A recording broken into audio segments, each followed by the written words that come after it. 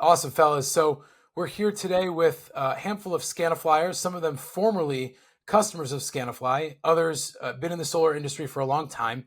And one of the things we want to explore is, can drones be used in the sales process? Most people think of it as a site survey attachment or a way to drive operational efficiency, design accuracy, no revisions or call offs on install day.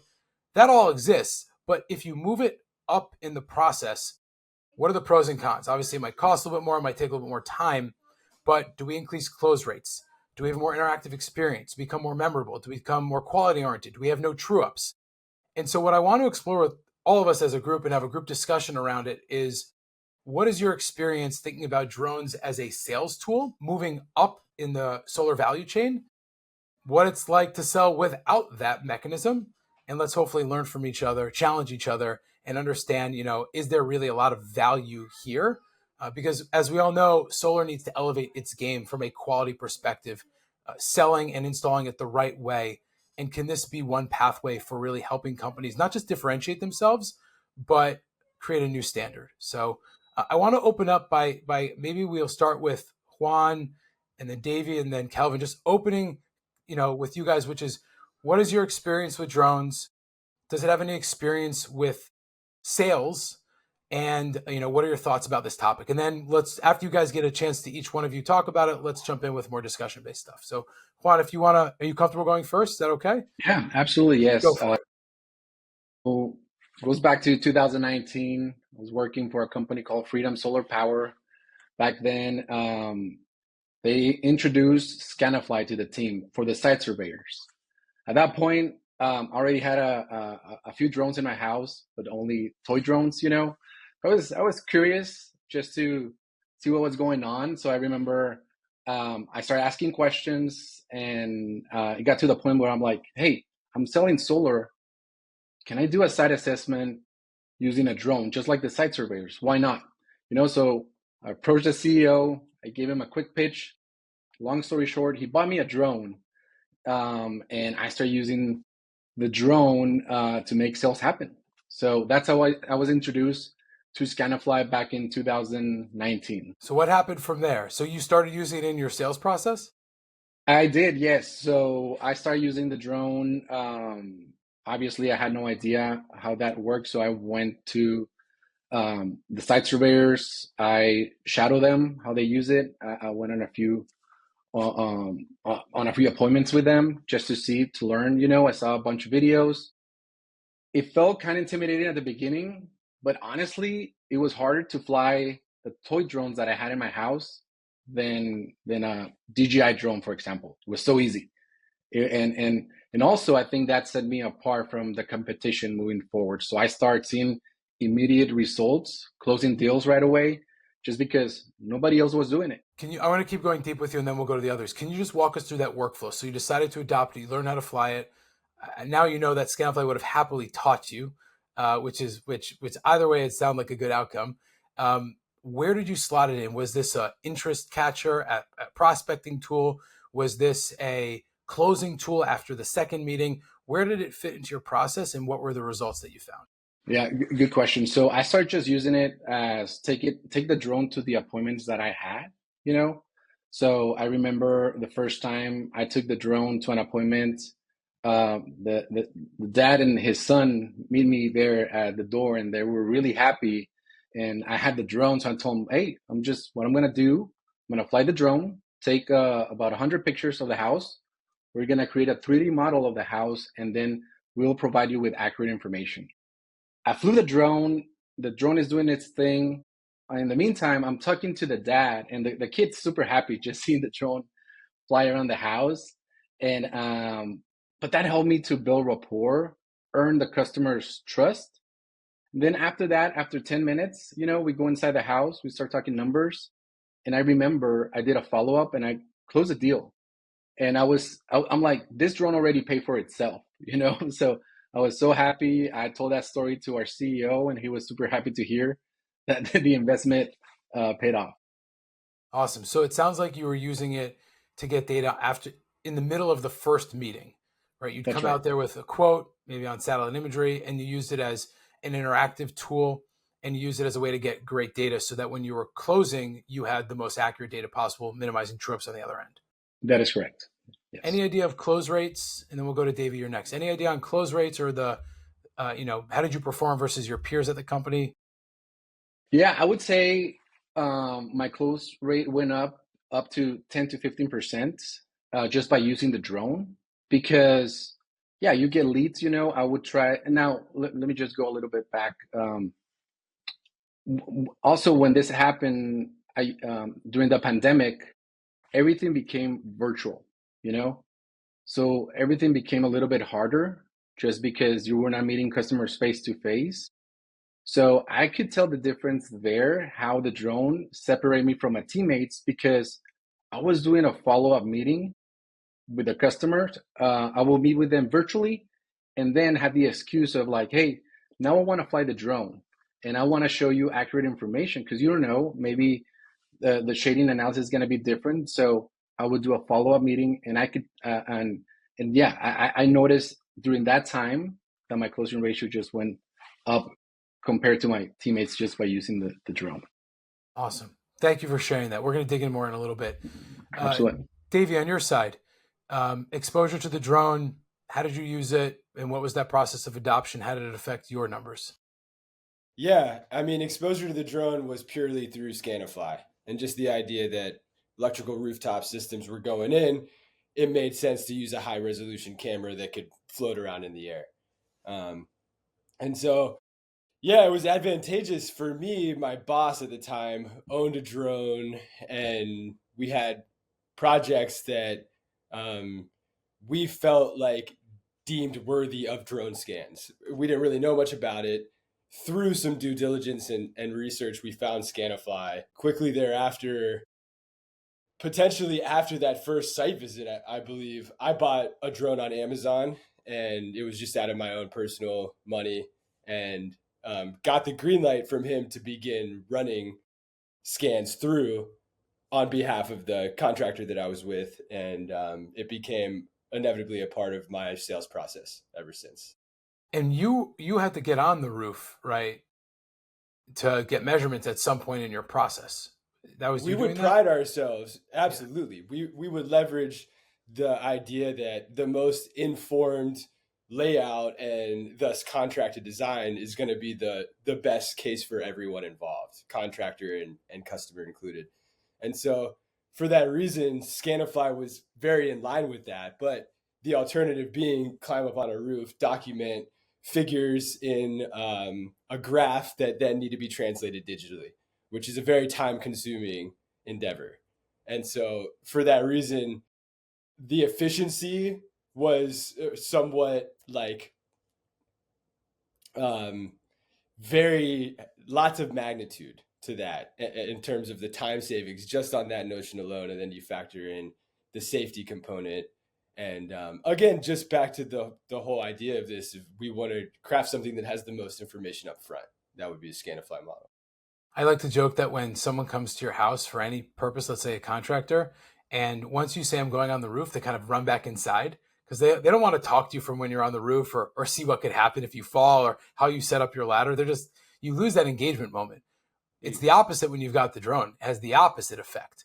Yeah. It really allows to extend the conversation. All right. So, and that was with Lighthouse Solar also in Texas, correct? That was with Lighthouse Stan. Solar Austin in Texas. Yeah. Awesome. And talk to me about your close rates or some of the numbers that you saw after the fact. Yeah, I mean, it's interesting, Jason, because I had only sold a handful of projects by the time I found Scanifly. And it's difficult to really extrapolate that figure into the overall 3 years I spent with Lighthouse. That said, there were weeks, and I was kind of think about how I wanted to phrase this earlier, but like quantifying the notion of probably running up to 20 surveys in a week in August when our phones are ringing off the hook because electric bills are the highest. There's no way I could have done that without Scanifly. And then the conversion rates in those periods were pretty astronomical. And, not one to toot my own horn, but I think Scanifly was a big part of the fact that every other job I surveyed went into a contract, So, Toot your horn, man. Toot your horn. That's awesome. And speaking to Stan, who runs Lighthouse, he said that from the very top of the funnel, all the way at the top, right? So versus kind of, more condensed mid to bottom, which I think you guys were talking about. We had him on our podcast. I don't know what's going to come out compared to this one, but all the way at the top to the very bottom, there was a 4% increase in conversion, which from the very top, that's actually pretty material. Huge. Pretty material. So, all right, we'll come back to some of these topics in a second. Kelvin, for you, you've had a pretty illustrious background both on the solar side with contractors and your own dealer, as well as on the software side. So if you want to talk about your selling motion, and then now being on the Scanifly side, kind of your reflections or thoughts about what you're seeing and now learning, that'd be awesome. Yeah, for sure. I'll rewind time to 2011, which is when I got into the industry. And shout out Will Fortenberry over at Freedom Forever. He recruited me. We were at a channel partner of Solar City. He said, man, this is so cool. We get on Google SketchUp, we design a system, and then we get on the phone and we sell it. And I was hooked. I was like, this is a combo of tech. We're helping people save money. We're doing something green for the environment. Sign me up. So that's where I got my start. And I never forget pitching people on like, hey, this is just an estimate. We're going to have to bring somebody out. They're going to put a sun eye on the roof and they're going to really get this dialed in. But this gives us a sense of what you can save.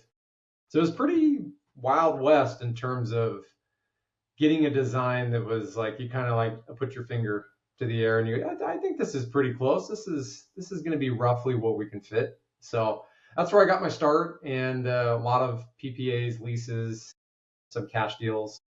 And then from there, I moved into working directly in the home with customers with a large roofing and solar contractor. And I'll tell you a quick story on that. So I've never flown a drone for sales, but I did go to a farm that didn't want solar on the house. They wanted it on their barn. And the barn was like 20 feet off the ground. And the guy goes, I got a tractor. I can lift you up in the bucket and you can take pictures.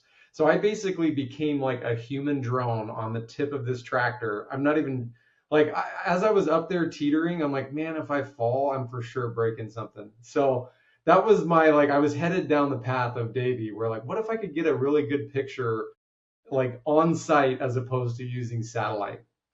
And I closed that deal. It was a big like 15, 16 kilowatt solar system on top of their barn. Because I got invested with them in the process, which I think is what drones do. Is now the customer is there, they're watching this all come together. They can see their house, their truck is in the model because it was parked there.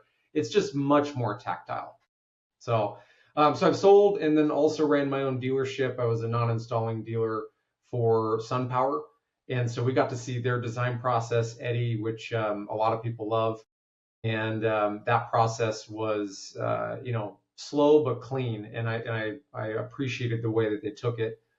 So I've seen a lot of the sides of selling, and what I'm very excited about is what we see with new builds now. So you see markets like Arizona, Texas, Florida, Nevada. Almost all of the new home builds in the country are in those 4 states, California as well. And there's just no way to sell them because you don't have imagery. And so I'm really excited for what some of the forward-leaning contractors are doing to fly drones to actually sell with accuracy. Your story of your tractor bucket reminds me of when we were doing some Scanifly accuracy tests, and we were up in Maine, and the only way to get on the roof to help them measure it was go up in a forklift on the fork part in a box. Not OSHA certified, I can tell you that. No. Should have checked our insurance program before I got in that forklift. But I'd love to go deep on the homeowner experience, and feel free to jump in. I really want to facilitate a dialogue here, but kind of free for all, guys, jump in. But like, what is that homeowner experience when you're using the drone out there? And I want to talk more about the emotional, the interactive experience. What does that look like? How does that differ? How can you stand out? Yeah, I think the drone instills a level of just feasibility in the sense that they see the project in a way that they wouldn't have a chance to, specifically when run through Scanifly, because then you can place, modules within a model and create a scene that it's damn near a replica. Yeah. I think there's a piece of it that's interesting, which is it gets kind of the neighborhood involved. And I've seen, for the survey teams, they go out and they'll do that, and the neighbor will come by and say, "Hey, what's going on?" And you explain it, and some of the surveyors are teeing up leads for the next door neighbor just because they're interested. And there's they like the technology because it's new and it's fun, and so I think there's a side of it for the lead gen, kind of to your point, Jason, top of funnel, that's interesting too. That's a good point. Sometimes when we need it just to get more leads, I would introduce myself to the neighbor and just say, "Hey, we're going to be flying the drone." Kind of like what salespeople do when they want to sell you like pest control, stuff like that. But we would show them we have a drone. Don't want you to feel alarmed, but we're going to do a 3D model of the house. This is how it looks. If you're interested, you get them interested. And sometimes you get a lead from that. But yeah, I would say always excitement. That's what I will always get from my customers: excitement, curiosity. I love the families with their kids there. Once you have the whole family involved, they're all in, Yeah. So yeah, pretty unique. Did you guys ever, David, you mentioned like this idea of feasibility, like it seems more real. It seems like obviously it gives you an intangible example of what the project's going to look like when showing it to the homeowner. But do you think was there ever a time where it was clear that showing them the model or coming out with a drone and having that level of technology involved in the process gave you an immediate leg up if they were looking at other quotes or looking at other installers?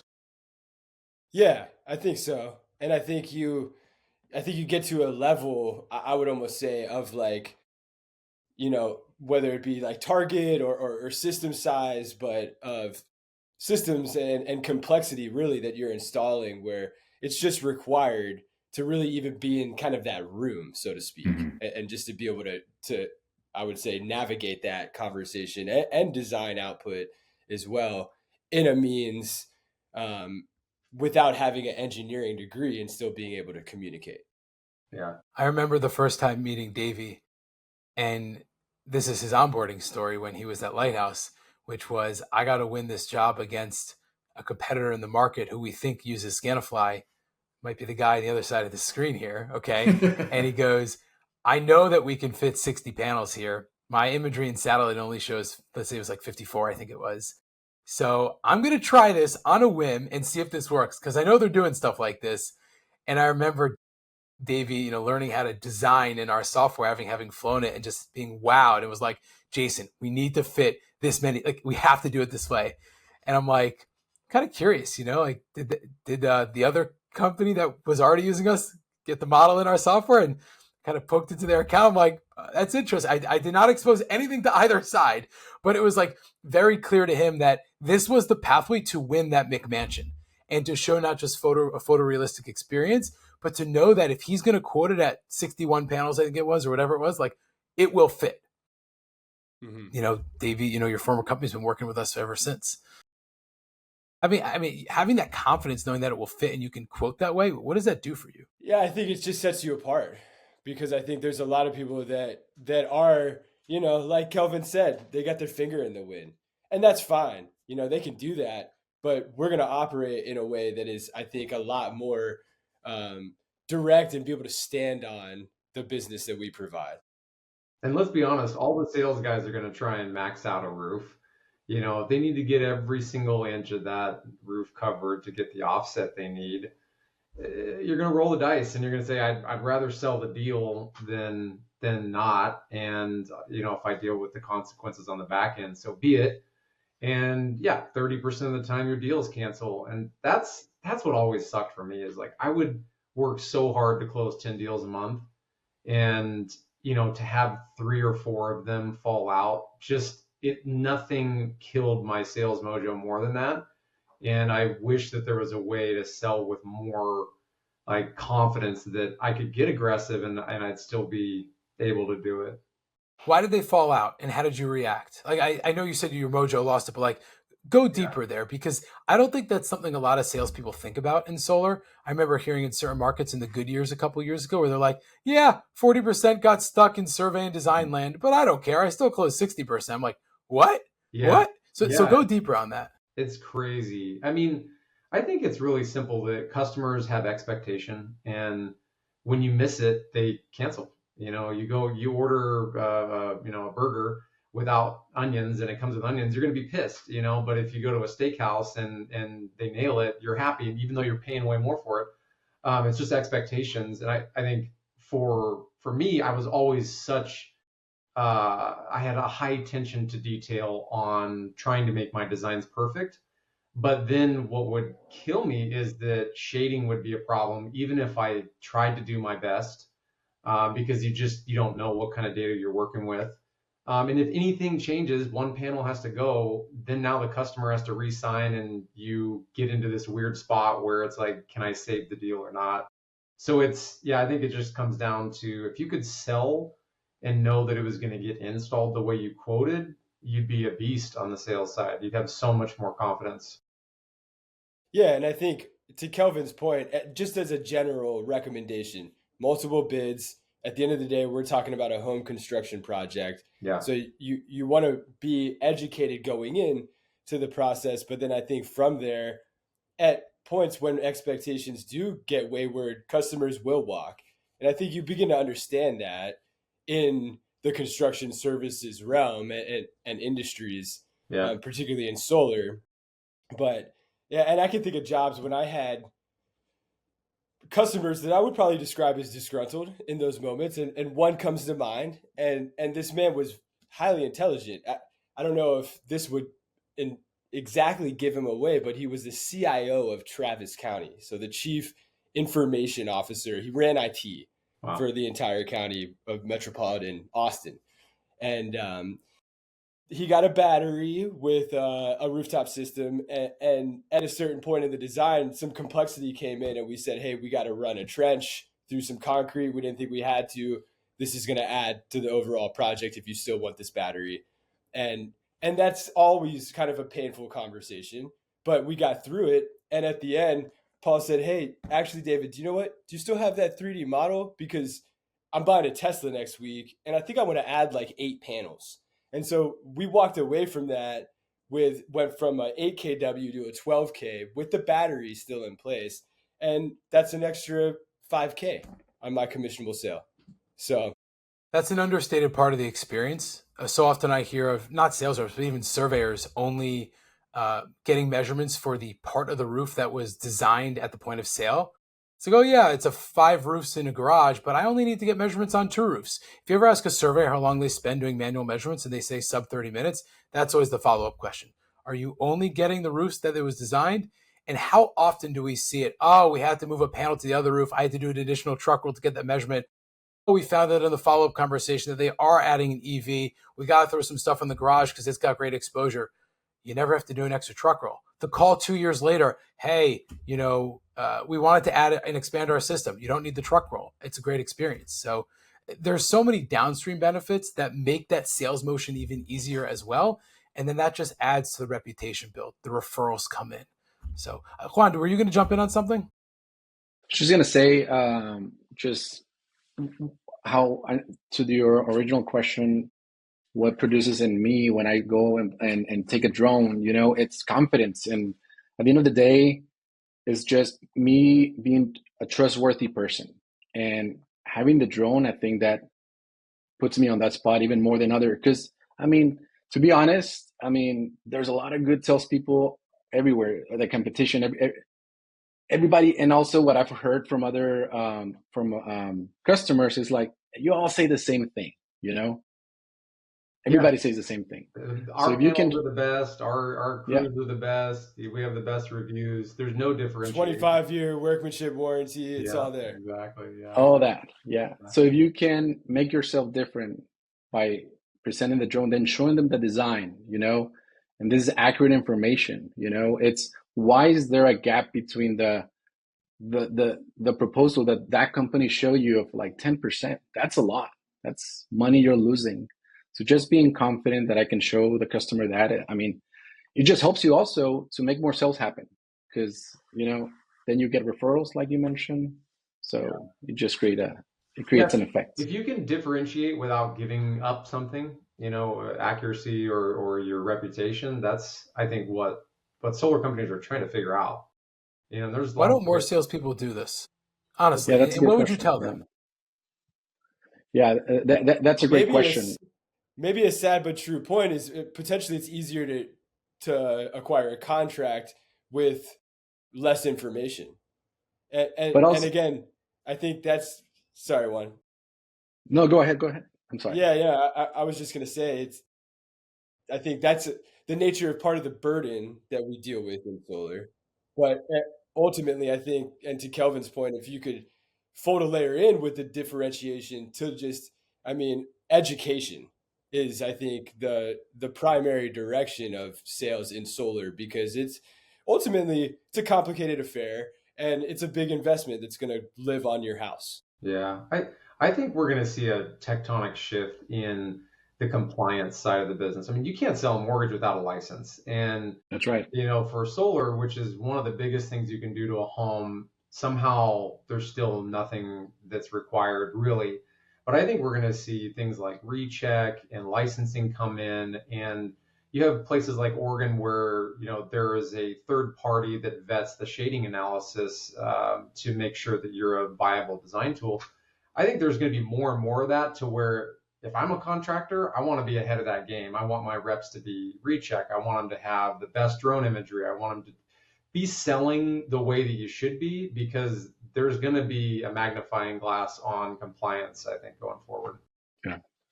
And also, I think a lot of salespeople, they're just intimidated by the technology. They're used to their process. And it sounds intimidating flying a drone, but I mean, it's super easy. I'll tell you this. I mean, super easy to fly a drone. You'll learn it in 30 minutes. Yeah. Just call me. I'll help you out. Can I tell a quick story? So when I mentioned the SketchUp thing, right? So starting in the industry with Google, and we get these live transfers, right? And I go, hey, this is Kelvin. Happy to help you with a solar estimate today. And hey, Jason, how's it going? And I'd get the address and I'd pull it up and my heart would sink some of the time because it would literally be a flat lot. And so then I'd be like, Jason, all right, so tell me which model home looks like your home. Is it the one with the dormer? No, it's not. It's the gable roof. Okay, cool. Let me move my map over and design it on the model home and tell me, is your home face the same direction as theirs? And you try to figure out a way to quote the deal and then know that the site survey is going to go out and actually get on the roof 2 weeks later. And so now I think about how you could totally circumvent that and just go fly the drone up front. I mean, I think that is one of the little secrets that everyone is going to catch on to in the next year is if you're in a new build market or you can knock doors where there's new builds, this is your golden ticket right now to be months ahead of what other competitors can do to sell. Yeah, I agree. I closed so many deals because there was no image. So perfect. I'll go to your home. No worries. I'll take the photos. There's a story that comes to mind where I went to we had a call center and I remember they were set appointments for the salespeople. And I remember the guy was setting an appointment for someone and the house is covered in trees and they see me there and they're like, hey, you know what? I have a consultant for you. His name is Juan. And I'm like, what? I'm looking at the house, it's covered in trees. But then I went to the house with my drone and I mean, that was an old image and those trees were not there anymore and it was a sell. So that's also cool thing. They were giving you all the bad leads, but it turns out there was some gold nuggets. There you go. Yeah. I want to talk about the neighbor experience because I think that's an understated thing that Juan brought up. We've heard some stories about people really, really leaning into informing the whole block and it almost becoming a party. Juan, can you unpack what the strategy was and kind of the play-by-play of how you would use it to actually generate one potential sale to be 3 or 4 in one truck roll? Yeah, so I would get to the customer's house 15-20 minutes before the meeting, and I would just let the customers in front and on the side of the house. Because one time I had a customer complain, and it was because they thought we were spying on them, So I was just doing it now also as to protect myself, but also get more leads. So I would knock at the door and just let them know, hey, we're flying a drone. We're not selling you anything. Just want to let you know. The drone is focused on this house. It's not taking pictures of your home. Just clear everything up. And then also, by the way, if you are interested in saving money by going solar, we can do this. We'll provide you accurate information. And then you go into a mini pitch, of what the drone does. And yeah, they will open up and they will just tell you, yeah, I had a door knocker come the other day and they were trying to sell me solar. And I'm like, yeah, I get it. What we do is different. And then you set yourself apart by showing the accuracy, that the drone provides. And then, yeah, I would do that there. And if I had time after the meeting, I would also just go and knock other homes. And would you ultimately fly for some of those neighbors and then send them the imagery and give them a quote? Yeah, absolutely. Yes. And they were able to see the 3D model, surprised, And I'd fly at that right point. there. I'd be like, hey, when I'm sorry? done at this customer's house, I'll be over in 15 minutes and I'll fly yours. Yeah. There was one story that one of the Scanifly customers told me a couple of years ago, that he did something similar to what Juan described around, father and son come out, they look at it, and he used to pretend to put the remote control from the drone, which is flying automatically, in the hands of the child. So the child would be interacting with it and absolutely love it, not change anything, just pretending. And the father and the sales rep would just talk solar in a way that's just much more engaging and interpersonal and authentic. And then he described it as a couple kids on the block would actually come out, and then their fathers would come out. And so now there's a whole event happening on the block of people who are like, what's this drone? How do we fly it? Oh, going solar. What does that entail? And it becomes this whole experiential and educational motion that isn't an aggressive door knock anymore. It's not a flyer solicitation. Hey, I'm here with the same fill in the blank proposal software that everyone uses. It's the same layout. It's the same paper that looks awful.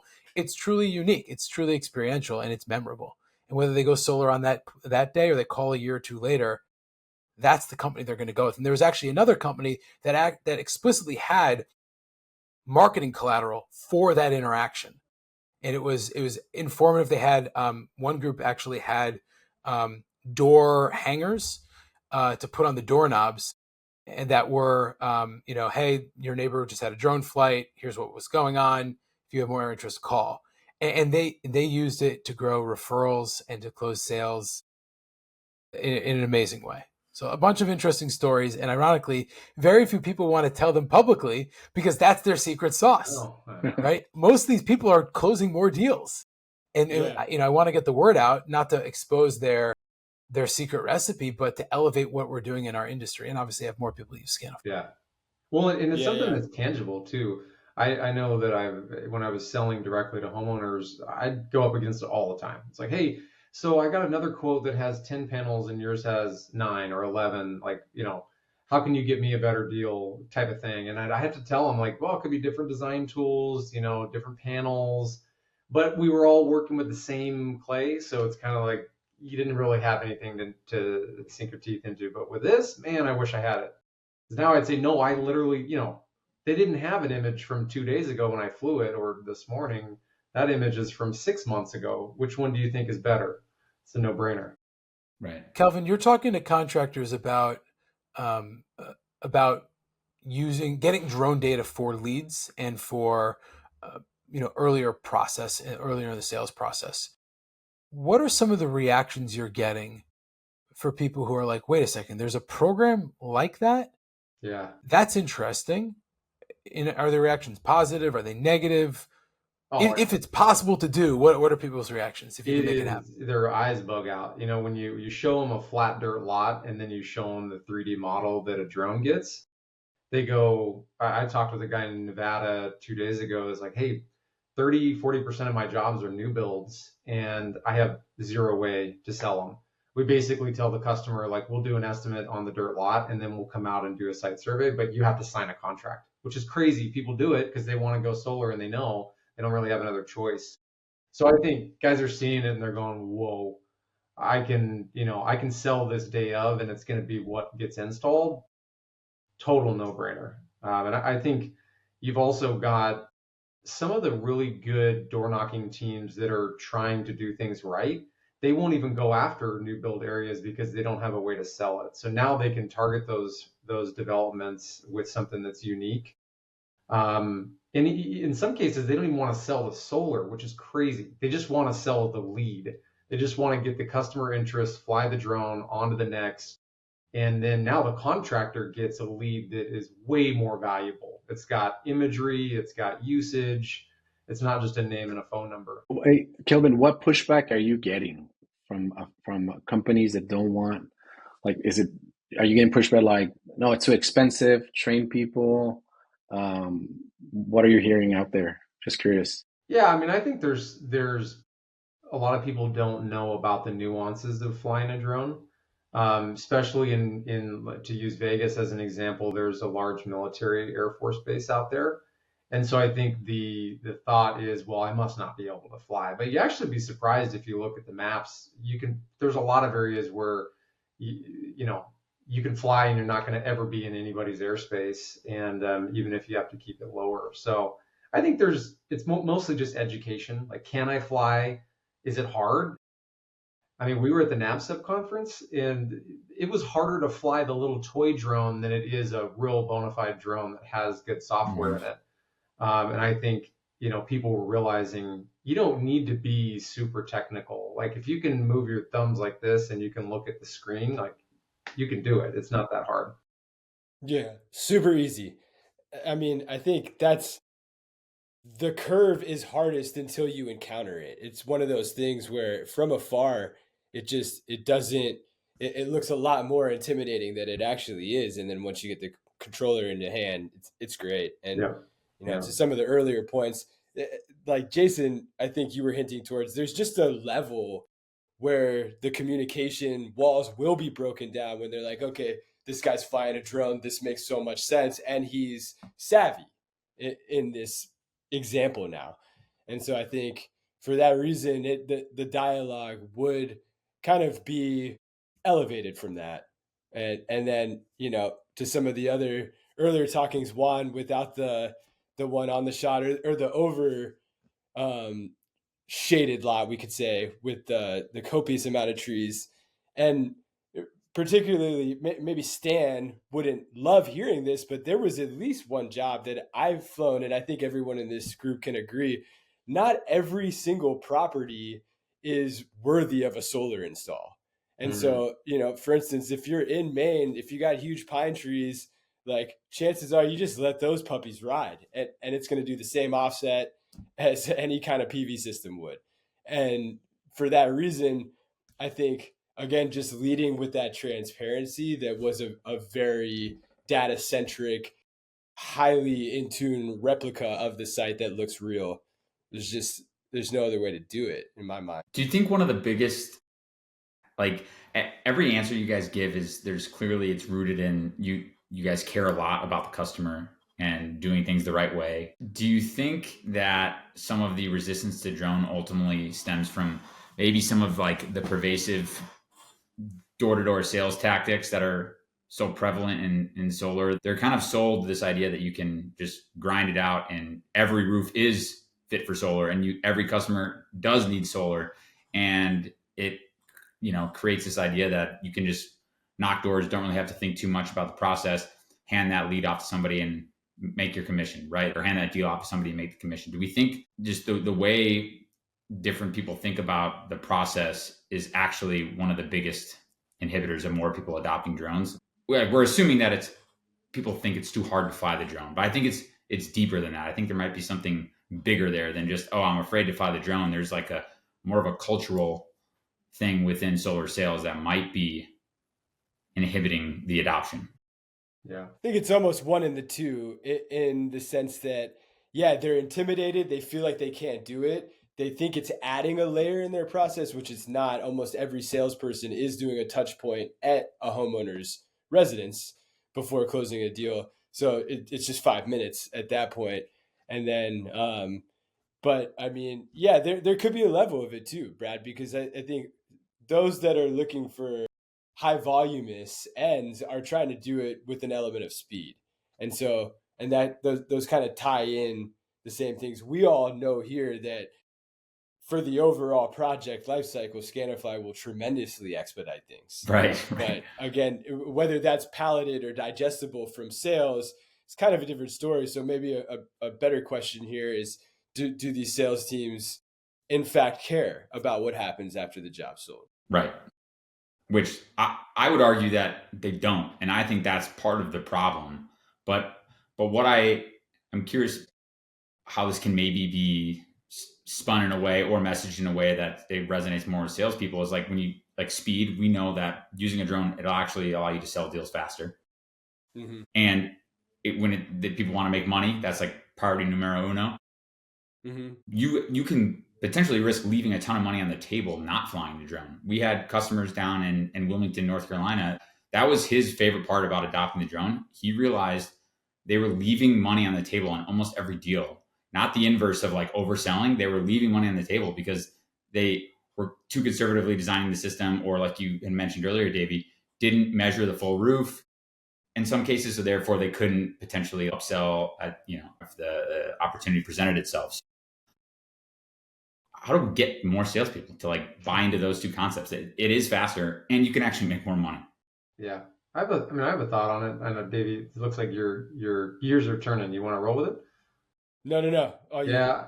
So this is my experience running a dealership. You sell a deal and it might be to a local contractor that has a 5-star review. So I trust them to do good work.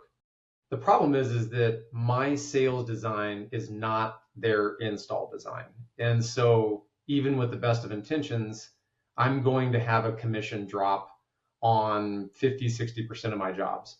And the drop happens because I either go back and re-sign the customer, or I take a haircut on my commission so I don't have to re-sign, and then we keep the deal moving forward. And that's kind of how the dealer installer business works, is like, you bring us a bunch of volume and we'll kind of avoid your change orders, but you're going to have to you're going to have to really stack commissions to start because it's going to come down by the time we get to, permit ready. So I think it's that I want to sell with a drone because I know that what I'm selling is what the CAD designer is going to be able to use to get his permit pack. And now I can charge a fair price and know I'm not going to lose out on my commission. So I think it's kind of, it's in your best interest. We actually, through a channel, we actually found out that an EPC elected not to use Scanifly because it was too accurate, because it could create too much friction with the dealers they work with. Yeah. Because they didn't want to keep telling the dealers that there would be true-ups. And in some of our exploration with dealers, we've also identified that they don't understand in a lot of cases why their commissions change or why there are delays. And I think a lot of dealers may still remember the days of getting paid some at M1, but with the vast majority of everything getting paid at M2, at PTO, when the system's energized, right? Like, it's in everyone's best interest to control that process, and for salespeople in particular, to ensure that you have the best chance at reaching PTO fastest, and knowing that your commissions aren't going to be compromised. I mean, I could you imagine someone saying to you, because of something you did differently, you're going to get paid 25% less, and I don't know when you're going to get paid the rest of it. Yeah. Like, could you imagine that with, like, okay, I'm CEO of Scanifly and I come to you and I say, hey, sorry, the process kind of failed. We're only paying you 60% of your salary and I don't know when I'm going to pay it. Could you imagine that? Can you imagine going home and telling that to your partner? No, I can't imagine that. And that's stuff that we hear all the time. Why wouldn't a sales rep control their destiny? Whether it's they fly themselves or as a dealer, you hire a roving pilot who just trues stuff up before the sale closes. I know everyone's all in for the one not close, but that never works out. No. And if it does, it comes to roost at some point. Yeah. No, I have heartburn still from the number of deals that got killed because of resigns, or, the commission drop comes out of nowhere. And I just think that the industry kind of accepts it. I think if I was running a big dealership and I was pushing 50, 100 deals a month, I would demand it. I would say, I'm not going to bring deals to you unless you accept the flight that I'm going to do into your software. and that way we're all speaking the same language, and finally sales and ops don't hate each other. Yeah, I think eventually homeowners are going to get more informed. They're going to be the ones asking the companies, "Are you also flying a drone?" You know. Mhm. So I would say to companies, "Hey, adopt this now," because yeah, we would ask homeowners whenever they would tell me, "Hey, I'm gonna get a quote from another company." We already had a list of what to ask. Oh yeah, just make sure you ask this question, this one, to set traps for them. Now in hindsight, I should have asked, "Are they gonna fly a drone?" That could have been Yeah. great, Yep. I know for you, Juan, in knowing that you were part of a department within Freedom that were known for flying the drones versus some of the other peers. And I remember your colleague told me that you guys closed 20% more business. I mean, I think he walked me through the math, and we have a great ebook that talks about this, but it was like I'd close one more in the middle of the sales funnel because of the confidence that we've have and the engagement that we drive. And I would close one at the end where the person was on the fence between me and another person, but I knew I had the accuracy fully locked down. I mean, we're looking at 2 of 10 per week, per week. I think that pays for this in like the first week. And even 100%. ignoring the cost, you guys are avoiding the roof, you're getting the right data, you're saving all the operational headaches. I guess how do we convince more people to do this? What would you tell a sales rep to say, and because we're all bringing up all these good points, like, cool, that's all great, wonderful, right? But like truly, what would you tell a sales rep that you think would move the needle in our industry? Yeah, I would say if you really care about the customer, you got to fly the drone for them. You got to provide a 3D model. So to provide accuracy, especially to help the industry, And I think those are the companies that are going to stay at the end of the day, the companies that provide more real numbers than other companies. And also, it's fun.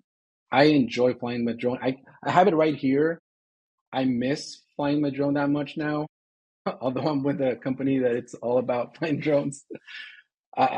It's just fun, I would just also, if they're hesitant, we here at Scanifly will provide the training.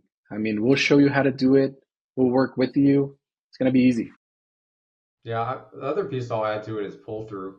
I talked about it earlier, but if you could tell me that even if, let's say I couldn't close more, maybe the drone just didn't help me convert more sales, but I lost one fewer deals on the back end, that's a win, because there's going to be issues with cancellations. You're never going to get rid of them. It's just a complex project through and through. But man, one less cancellation, 2 less cancellations a month, that's a big deal. That's thousands in your pocket. Do you think there's a compelling case to be made around career development, professional development with this? We have a lot of evidence to support, like on the surveyor side, when they use drones, they can demand higher salaries. They can get additional certifications and skill sets and things that can, again, increase their value within the company. But Kelvin, you mentioned Recheck, and I was so impressed when I first heard about Recheck last year at RE Plus, and was like, I love this concept. And to think about as like a salesperson, you're on Recheck, you got kind of glowing creds and everything there. You have your FAA Part 107, so you have your drone license. You have all of these tools, plus this level of pedigree that's like, okay, yeah, he cares. He's all about quality. And to me, I think there's an untapped narrative around you can level up your career in a way that was not previously possible without using this piece of technology that can help you sell better, faster, and improve relationships with both the homeowner and your EPCs. 100%. Yeah, you got the street cred if you come in and you're like, I'm NAVSEP associate or technical sales, Recheck, I've got my Part 107, which I think all of that gives the customer confidence that you didn't just join the industry last week and be told the 101 on solar and good luck, go sell, The interesting thing, I'll do a quick Scanifly plug, is through some of the design services that we've started offering, a super non-technical sales rep could, in theory, do the drone, which is easy once they learn it, and then order like a Scanifly true up. think it's like $18 or something. It's not that expensive, especially when you compare it to the cost of what some of the other solar softwares are paying per proposal. And you could get a fully baked design that, you can go with the simple design, you can do your changes, whatever, that immediately flow into CAD, which immediately flow into a plan set. I mean, literally, the other thing that we haven't talked about is if you do the drone, because it's really fast to get the data from the drone into the software and designing on it, you could be within the plan set stage day of without any compromise to accuracy whatsoever. I mean, people talk about speed to PTO. Imagine going from point of sale to a plan set. And if there's a quick online permitting portal, you could be done with your permits within a couple of days. You could be installing that same week. Yep. And that's not installing like pre-permitting, which we hear people do. That's installing with confidence and speed and quality. Yeah. And that's something that our industry can truly do. And you don't need to just, crazy. Currently the solution to that is to knock more doors and do it quickly and take those risks. You don't need that anymore. Yeah, I think you're right. The playbook is you roll out with a drone like what Juan would do. You sell it, and then when the rescission period is up, it's 3 days in California. Immediately, it's hitting plan set. Maybe you have a site tech go out to take pictures of the placement for a battery, but the speed is a few days. I know no news is bad news for customers. So when you wait 2 or 3 weeks to get a site survey and a plan set done, people are like, "What is going on, man?" So your speed to cash as a contractor is a huge deal. I think there's one other thing on the playbook side that I'd love to get your guys' thoughts on is if you're a bigger organization and maybe you don't want to have 25 drones, you could literally have one person that flies 10 sites in a day. And then when the sales rep shows up an hour later, they've got that full design done. So I don't know if you guys have seen that model play out, but I think that's a playbook that probably would happen for some of the bigger. We call it the rovering pilot. Pilot? Okay. The rovering pilot. Yeah. Yeah. You have to optimize the route to an extent, and there's some combinations of when the sit happens versus the close. But yeah, ultimately it's you lose some of the experiential side. Yeah. But you still capture the accuracy and the speed side. So it just depends. Yeah. Yeah, the rovering pilot is what I call it. Yep. Yeah.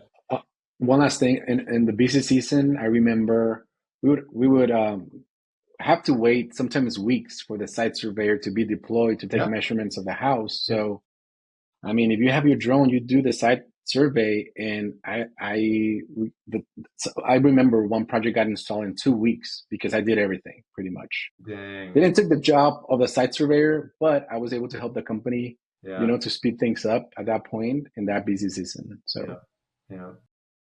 One comment on door knocking. Oh, David, go for it. No, I was just going to step in with, I think a lot of it is just about, what you're looking to get out of the experience of solar sales. And if you're looking for references and if you're looking for kind of that reputational aspect, and above that to deliver something that's of quality to a home or business owner, I think that deserves the drone and Scanifly. And man, that's a piece, Davey. I'm so glad you mentioned that. No one ever talks about referrals, really. I mean, we all know it's it's like the golden ticket, but it's weird how many contractors have no strategy. Prior to Scanifly, talking with guys as part of a different software company, I would ask them like, "Hey, what's your referral strategy?" And they're like, "I don't know. Like, we take them when they come in and we work them." And I'm like, man, if there was a way to get that dialed in, you'd be printing money. Yeah, for sure. Yeah. Brad, any more final thoughts from your side? That was a good point by Davey, and I could go for another 20 minutes on the referral idea. I'm now thinking of how word of mouth, just in general, and for any marketing team and in really any business, is like gasoline on the fire for growth. And think about, you've got solar companies that go to local farmers markets and local businesses to kind of promote what they're doing as kind of a grassroots marketing tactic, I suppose. If you're flying a drone and you're able to show walking out of Home Depot or at a farmer's market, the 3D model, and present that aspect of how you sell and install solar, it would be unbelievable. I would stop dead in my tracks if I was cruising a farmer's market and that was how the solar contractor was presenting itself and its services versus the alternative. And so I think that was a really good point, Davey. The referral side can be boosted big time by using the drone. I have an an idea that I think. So I'm in Sacramento, and SMUD is one of the premier energy providers in the country in terms of they're forward thinking, and I think they do things right as a utility. And what I would dream of is a day where a customer comes to their website and says, "Yeah, I'd like to get a measurement of my house. I don't want to get 50 quotes yet. I just want to know that I'm going to get the right measurement first."